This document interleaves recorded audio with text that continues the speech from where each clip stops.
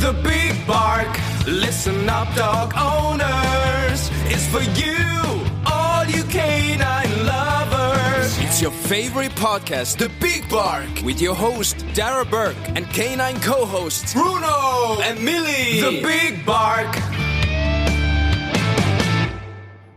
Hello and a big welcome to the Big Bark podcast. I'm your host Dara Burke, and as always I'm joined by my wonderful two canine co-hosts Bruno and Millie, who are they're enjoying the nice sunshine that we're having, but they're also being very careful, staying in all the shade, and I'm hoping to get them a swimming pool now, a new swimming pool or some sort of water feature in the next few days to keep them nice and cool, because I really think that they do need it. So it's been a not so bad week.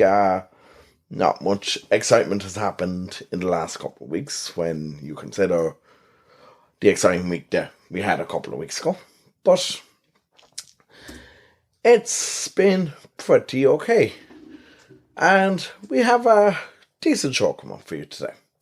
So first off on the show coming shortly, we will tell you our canine conundrum.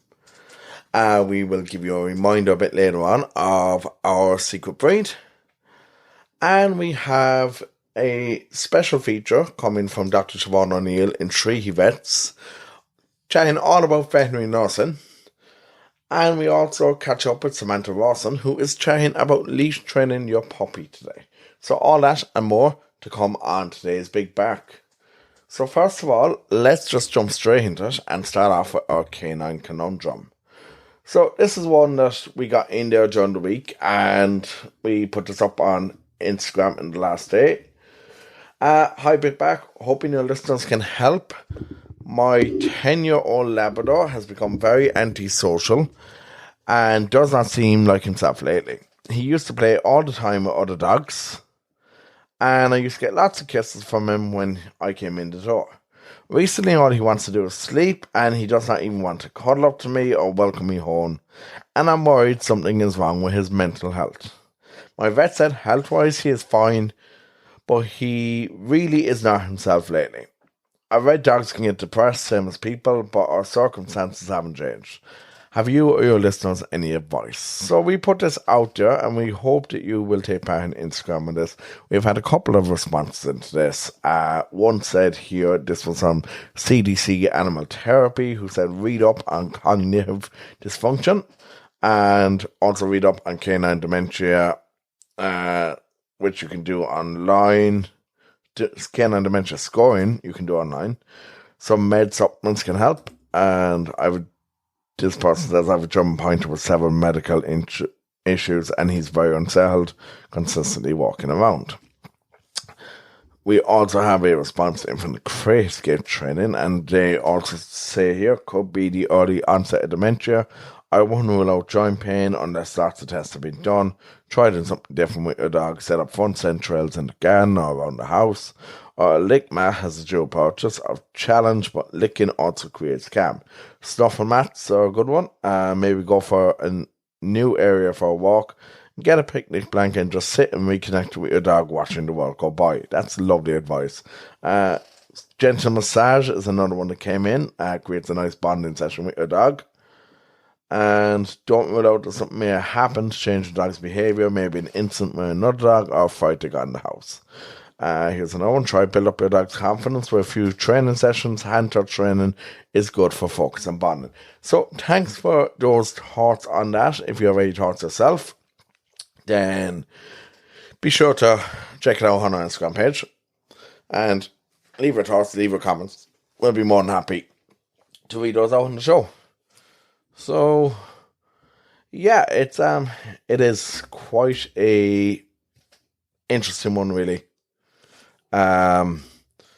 Look, I know dogs can get a bit more antisocial as they go older. It can depend on the breed. So, my advice would definitely, if you haven't already, well, this person has checked with the vet already. The vet says the dog is healthy, but just look into different things like these comments that have come in online, and if anyone has any advice for our listener here who needs a voice, then just be sure to drop that voice on the Instagram page, on the Big Bark Instagram page. So, with that, first of all, what we're going to do is we're going to remind you a bit of our competition. And our competition is in association with Brandy Dog Foods, and we are giving you the chance to win 3 months supply of Brandy Dog Food for your dog. All you have to do is go to brandydogfood.com. You'll see the Big Bark competition there. Click on the enter button. You will be asked to enter your details along with the secret breed. So the secret breed, as we have told you over the last few weeks, is the Bernese Mountain Dog. So be sure that you do look up, be sure that you enter the competition, and you can enter as many times as you like. Competition closes on the 4th of August 2022. So be sure, get your entries in before that. We will be announcing the secret breed a couple of more times. I believe next week will be the last time, actually, that we'll be announcing it. So we don't announce this on our page. Be sure that you get it here. So you have to listen in to get the secret breed. On that note, we're going to go over now and we're going to go to our Clever Canines, which is brought to you by the Canine College and dog trainer and behaviourist Samantha Rawson joins us on Clever Canines again today to chat about leash training your puppy. Clever Canines on the Big Bark is brought to you by the Canine College, run by champion dog trainer Samantha Rawson, a regular contributor to RT Radio and television. Samantha is a certified canine behaviour consultant and with 30 years experience in the field. She has the knowledge and understanding to help any dog. Our services include individual dog training from basic to competition standard, assessments and behaviour consultations. The Canine College is set on 5 acres with a secure paddock and an indoor classroom. See thecaninecollege.ie or find us on Facebook for more information. And we're back again on Clever Canines this week, and that is brought to you by the Canine College, and we're delighted to welcome back Samantha Rawson. Samantha, welcome back to the show. Thanks, Tara. So, Samantha, last week we touched on house training, and we're going to continue in that order now, and we're going to go on to lead training next, and how lead training is so important for a new puppy, and how it's important to actually get it right. Yeah, in the course of my work, Dara, I see so many puppies that have been overwhelmed because their introduction to the lead has been done the wrong way. So it's really, really important to do it the right way and not to overwhelm the pup.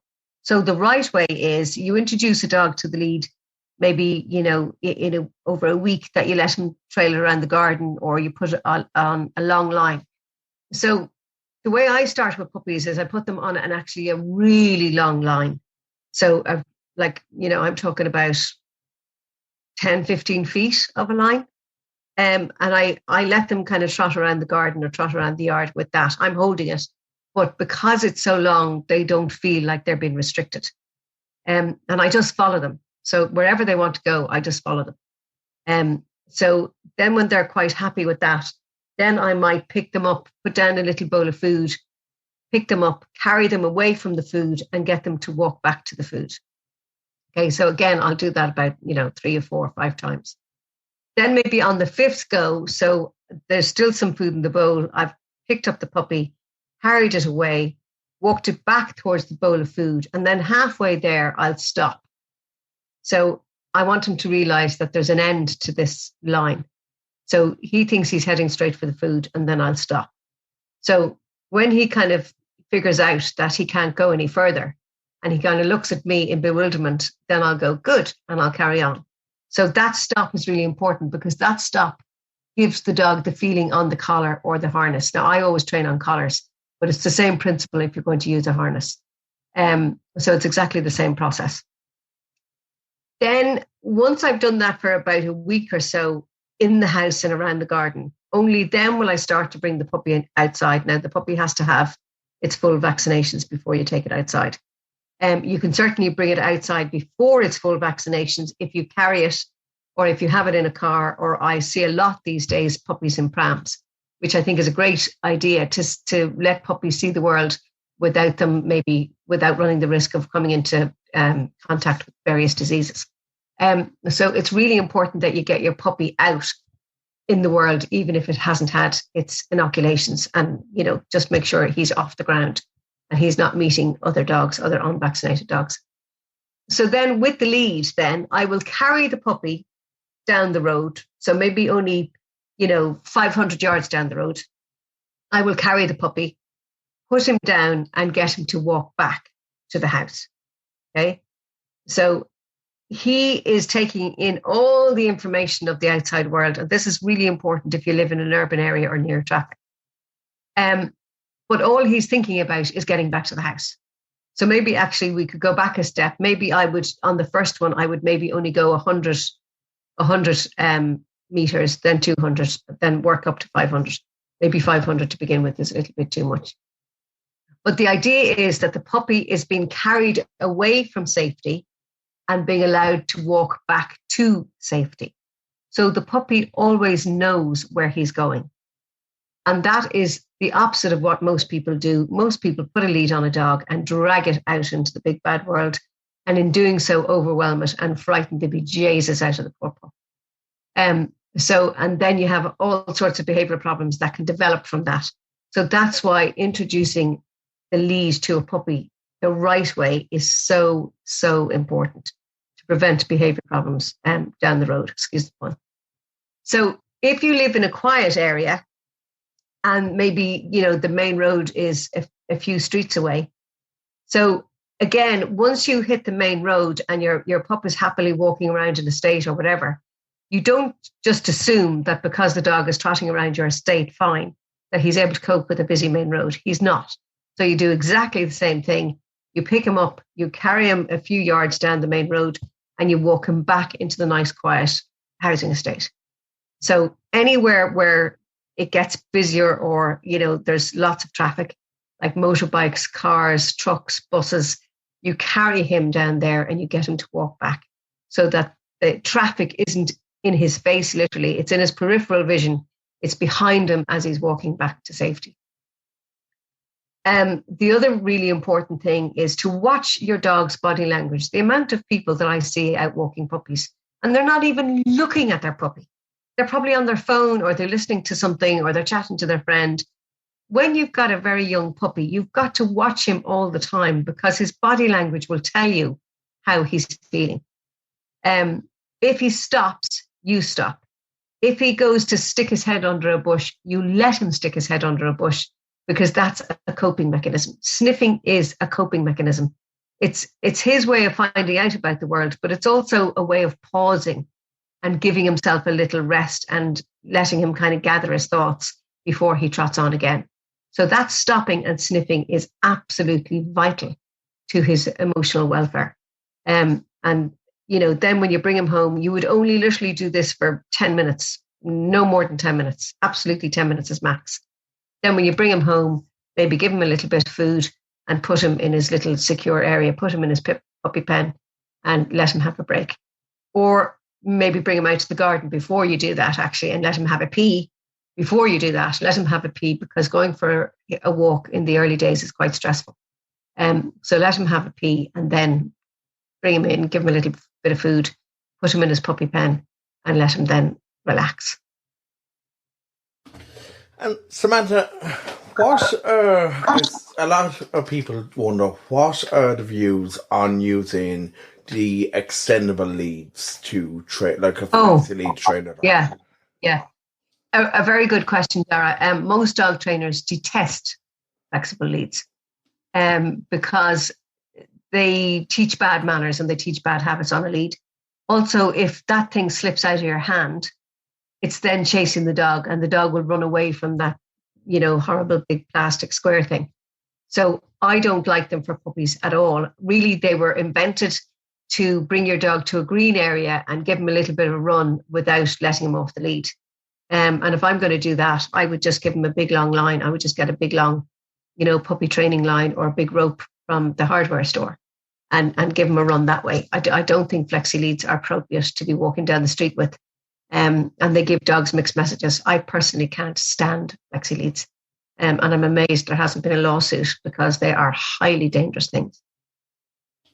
Okay, thanks for that, Samantha. And I suppose one other thing that we've seen a lot of in recent years would be the likes of the healthy head collars. What would be a trainer's opinion on those? I really like the head collars. I'm not a big fan of the halty head collars because I think there's too many straps. So I prefer a simpler design. So my kind of design of choice is the gentle leader, which is a very simple head collar and was the kind of the originator of all the head collars. That was the first one. So I do like head collars for strong dogs that maybe people aren't able to control, or anybody who has some kind of medical issue, so they have a physical reason why they can't control the dog. So they're really important and very useful to help control a dog. However, they are not suitable for every dog because some dogs genuinely have a panic attack with them. Some dogs feel, quite claustrophobic with them.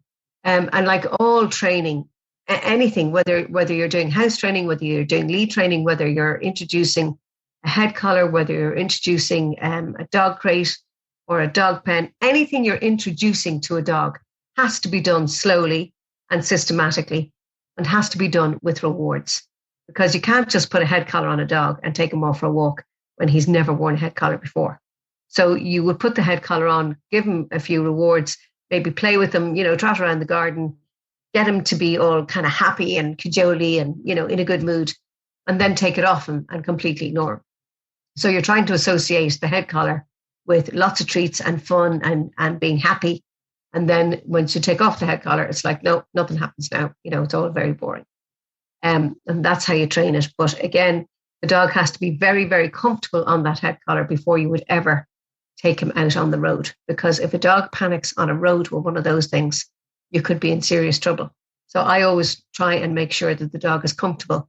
And if the dog is panicking and really, really doesn't like it, well, then I'd say, fine, this isn't suitable for this particular dog. So they don't suit every dog, and every dog has to be treated as an individual and taken on its own merits. That's great, Samantha. And any final tips for us today? I suppose anybody who's having a problem with a puppy or is worried about, introducing a lead, maybe seek me out or seek a professional out. I'm more than happy to kind of do WhatsApp consultations with anybody. You don't have to be in the location. I can do WhatsApp consultations, but it's just my big passion at the moment because I see so many issues when puppies have been kind of dragged out into the big bad world. Fantastic. And if you have any questions, reach out to Samantha on Facebook or on the caninecollege.ie. And thanks again, Samantha, as always, for being with us today. And we'll have you back again next week. Thanks, Clever Sarah. Canines on the Big Bark is brought to you by the Canine College, run by champion dog trainer Samantha Rawson, a regular contributor to RTE Radio and television. Samantha is a certified canine behaviour consultant, and with 30 years experience in the field, she has the knowledge and understanding to help any dog. Our services include individual dog training from basic to competition standards, assessments and behaviour consultations. The Canine College is set on 5 acres with a secure paddock and an indoor classroom. See thecaninecollege.ie or find us on Facebook. And a big thank you again there to Samantha Rawson for joining us on Clever Canines, brought to you by the Canine College. So that was a very informative little session about leash training your puppy.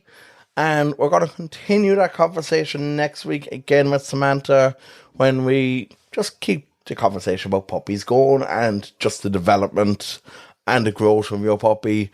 And we'll keep it going in the same, just forward kind of linear type scale type thing. Like a story nearly. From puppy to goat. And our next particular session now is actually quite interesting.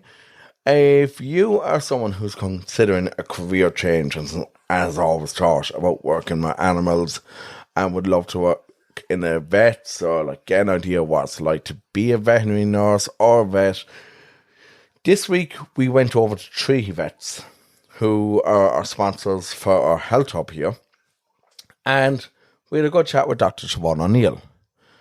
And Siobhan told us all about life as a veterinary nurse and the different aspects of a veterinary nurse, what they have to do on a day-to-day basis.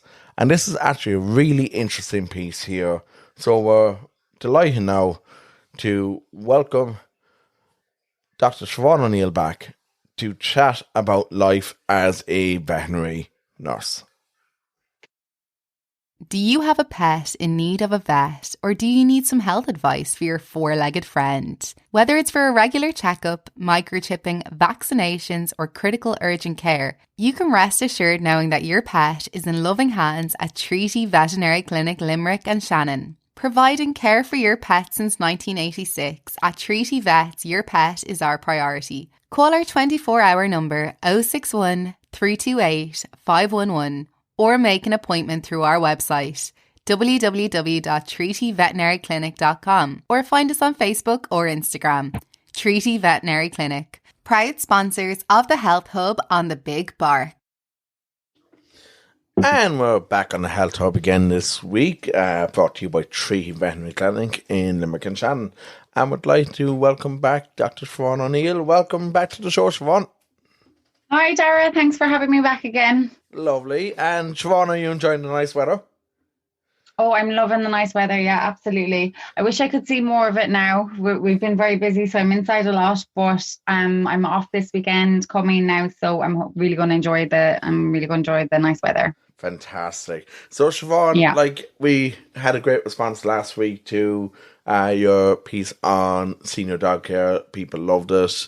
And today we want to switch gears a bit, and we want to talk about something that I've actually never, I suppose, had anyone talk about on the show, and that is the career in veterinary nursing. Yes. So, okay, Siobhan, I'm going to let you lead the way with this one today because, look, to be honest, my knowledge on the area is very, very slim, and the only exposure I'd have to a veterinary nurse is when I take Bruno and Millie in to see John and yourselves inside. So, Siobhan, tell us about a career in veterinary nursing, and why is it, I would imagine it's a great career. I'd imagine it's a very hard career as well. But absolutely. Tell us all about a career in veterinary nursing. Okay. Well, first of all, I'd just like to start by saying I started out as a veterinary nurse before I went on to study veterinary. And I absolutely loved being a veterinary nurse, loved my job. And that's why I really, really wanted to talk about this on the podcast today, to kind of just let people know what exactly a veterinary nurse does. Some people are have no idea what they do. And just for people as well that are thinking about doing veterinary nursing, a lot of the people would think they're like glorified cleaners, or that they don't get to actually interact much with the patient or with the vets, which is completely untrue. I mean, as a vet, you just cannot work without a veterinary nurse. Absolutely not.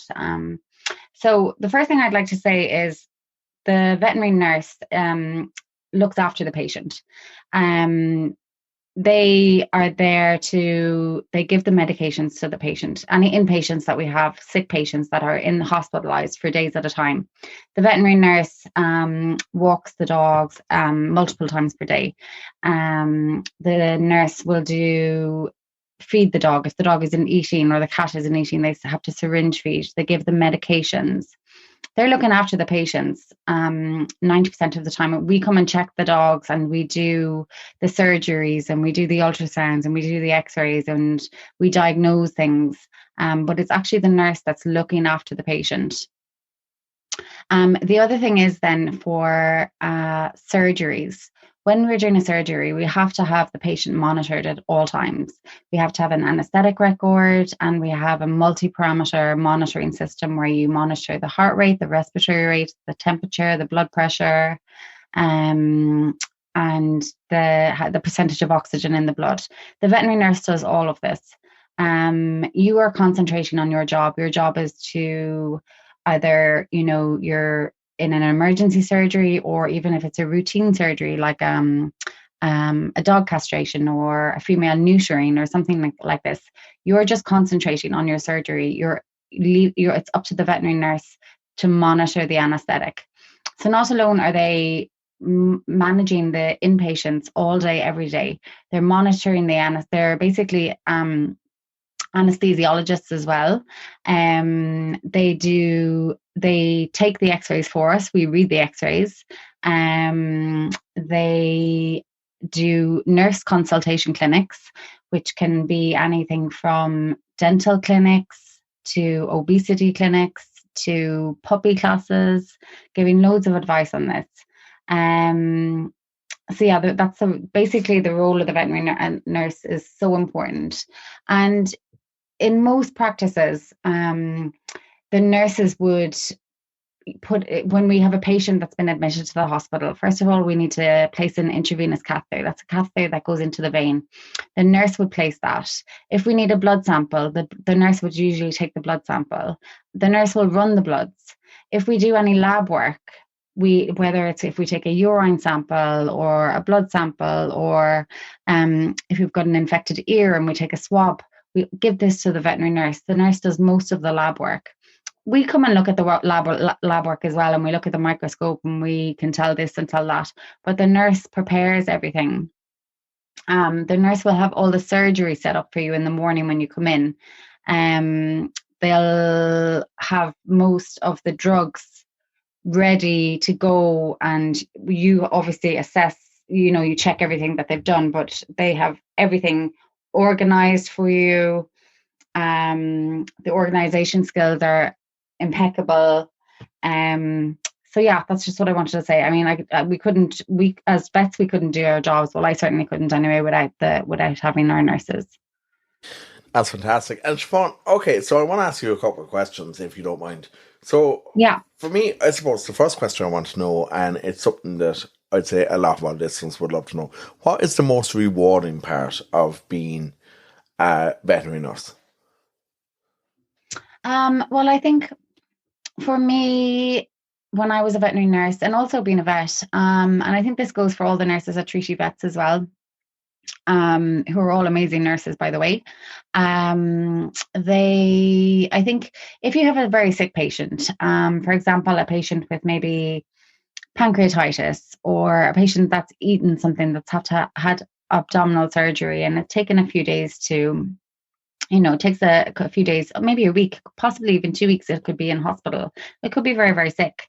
So you're nursing this patient every day. You might not be seeing any improvements. And then one day it just turns a corner. You might see a wag of a tail. The dog will start eating again, or the cat will start eating, and then sending the patient home. Once the patient sees the owner, when they're reunited, and the dog jumps up on the owner and you just see the two of them back together again, I think that's one of the most rewarding things. Yeah, as a veterinary nurse. Do you know, I can probably, I suppose I can kind of see that as well. Millie was in with yourselves there a few years ago. She had a very bad case of pyometria and had to be operated on. Yeah. And, I know the care that the nurses and all the staff outside yourselves gave to Millie was unbelievable. And the day that I actually went in to pick her up, she literally just jumped into my arms and, this is she was a 30-something kilo Labrador, so it was kind of hard to catch her, but just to see, it's really hard. Yeah, when the dog is in the hospital environment, it's completely different to their home environment. So we try and treat every patient as if they're our own. You have to spend time with each patient. You have to give them if they're not eating, you have to try multiple different types of food, heat up the food, try hand feeding them. If they're not eating that way, then you have to start syringe feeding them. If they're not taking the syringe feed, then you have to tube feed. Lots of things like that. And then also it's very, very easy to get attached to your patients. And sometimes I have to say that it doesn't always go, it's not always a happy ending, shall we say. If the dog doesn't, has got a terminal illness, it really affects us. It really does affect us. And it does because you're nursing the patient, you've been nursing the patient for weeks, or even a patient that you're seeing as an outpatient, that comes in once weekly for checkups and things like that. You get very attached to these patients. And there's a lot of patients that we would see on a weekly basis for, say, diabetic patients or skin patients or patients with tumors that we're just treating with palliative care. You get very, very attached to these patients. And if the owner has to make the very, very hard call of, putting the animal to sleep if they've no quality of life, it really affects us as well. And we have to continue on a day-to-day basis. You have to go on to your next patient. You don't just have one patient. We have multiple patients on a daily basis, and you just have to keep going. And sometimes it's really, really hard. So it's good. It's really, really important to have a really good team, so that you can all support each other. And that was actually what I was going to ask you. That clearly has to be the hardest, the toughest part of working in a vet's, in any capacity. Absolutely. So, Siobhan, for people, say, I suppose, especially now, they're looking at their career options. You have a lot of people right now, especially, who have just finished the Leaving Cert and are looking at perhaps veterinary nursing as a future career. Well, first of all, how can they go about it? Okay, well, first of all, I'd highly recommend it. If you have any interest in animals and working with animals, first of all, what you need to do is you need to get some work experience at a veterinary clinic. And not just a day or two, you need to be there for at least a week, if not 2 weeks, to see how the nurses work. So not only are the nurses doing what I've mentioned already, the nurses are sterilizing instruments, they're sterilizing drapes, they're getting everything ready for surgeries the next day, preparation. They are doing multiple other things. They're stocking up the shelves. There's lots and lots and lots involved. It's a very multitasking job. So anybody interested in doing it, they must go to a veterinary clinic and get some work experience.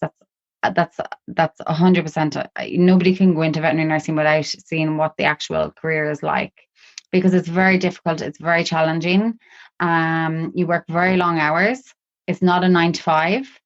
Sometimes you can be on call. You can be called in the middle of the night for an emergency. Say if there was a cesarean section, you can be called at any time. Now, you're not going to be on call all the time. You share the rota with the other nurses. But yeah, number one, and we do take veterinary nurse. We do take student veterinary nurses, and we teach them as much as possible. How to take bloods, how to put in catheters, and basically you kind of pay forward anything that you've learned from previous. So when I started off, I started doing going in on my weekends and in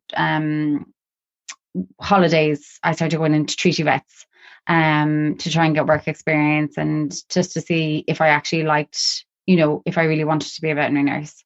So it's dedication really as well. You have to be able to give up your free time to see if you're willing to, if that's what the path that you want to take. And then there's lots of different options regarding study. So I think a lot of it is based on CAO points now. I'm not sure what the points are, but when I was doing veterinary nursing, I studied in UCD, but there are lots of other universities, or not even universities, but technical colleges around the country now that are doing veterinary nursing as well. I think there's one in Letterkenny, there's one in Athlone, there's one down in Cork. So there's lots of different ways and lots of different areas of getting into veterinary nursing. You could do a pre-animal care course first of all, and then see if you could get enough work experience, and then get into then apply for your veterinary nursing. If you're not sure that you want to go straight into nursing, I would advise doing a pre-veterinary nursing course, which is possible, or else an animal care assistant. So we also have animal care assistants in our practice, and they would basically take the dogs out for walks, make sure that they basically be assisting the veterinary nurses, anything they need. They're very important as well. So an animal care assistant, you could start as an animal care assistant and go from there. Fantastic, Siobhan. And Siobhan, one final word from you. What would be, I suppose, your one tip for anyone who is considering a career? Okay, so, God, one tip only. Okay, well, it's you need to be really, really dedicated. And you need to be able to separate your work from your personal life.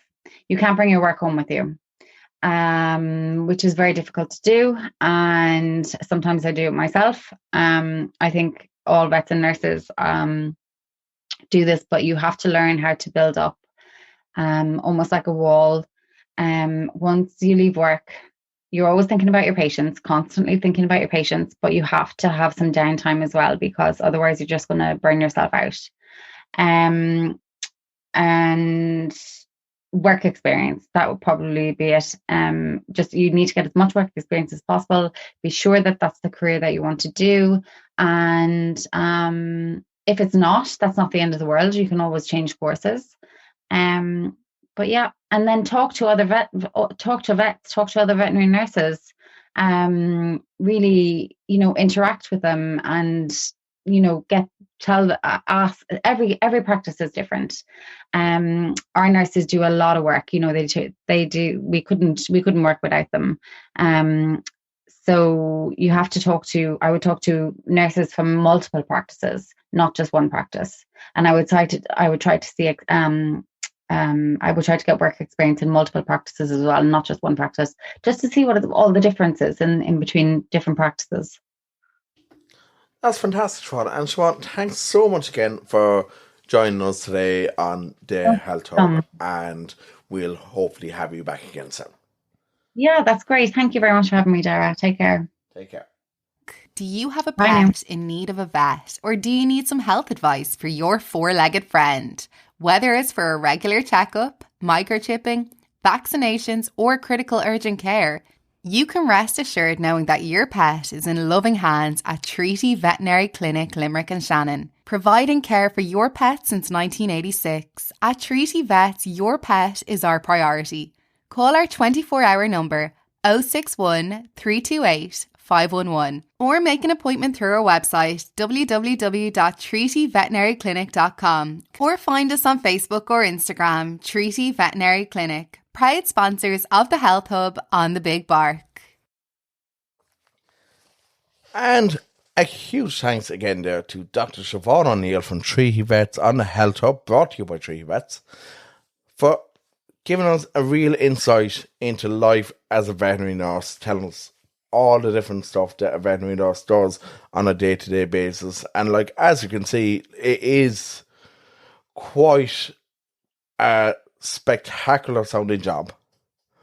And look, I know myself, I thought years ago I'd love to be a vet, but I couldn't ever deal with the hard parts of being a vet. It's something that I could never actually deal with. And we're going to have Dr. Siobhan O'Neill back again to chat to us next week. And we'll have Dr. Ashley Bugler from Treaty Vets also back to chat to us very soon as well. And we're going to keep our conversations with Treaty Vets. Keep on going. Same way with our keeping the sessions and our lovely Clever Canine sections going with Samantha Rawson over at the Canine College. Now, that's all the time we have for you today. So I'd like to thank you all for listening. If you would like to follow us, we're on all the socials. We are on Spotify, we're on Facebook, we're on Instagram, we're on Twitter, we're on TikTok. The Big Bad Podcast, find us on that, on all of those there. We are still not fully set up on Patreon. I'll get around to that at some stage. Find us on Spotify, on iTunes, Podchaser, Podtrack, Amazon Music, wherever you get your podcast, Google Podcast, you name it, we're on every single one of them. And we're also on thebigbat.ie, which is our website if you want to find out more information. If you have a canine conundrum that you want to submit to us, you can do so via our WhatsApp, which is up on our Facebook and Instagram page, so you can do it from there. You'll find all the details there, and you will be able to listen to all previous episodes as well through our website or through your favourite podcast streaming platform. Well, that's all for this week. I'm Dara Burke, and thank you for listening to The Big Bark. The Big Bark, listen up dog owners, is for you, all you canine lovers. It's your favorite podcast, The Big Bark, with your host Dara Burke and canine co-hosts Bruno and Millie. The Big Bark,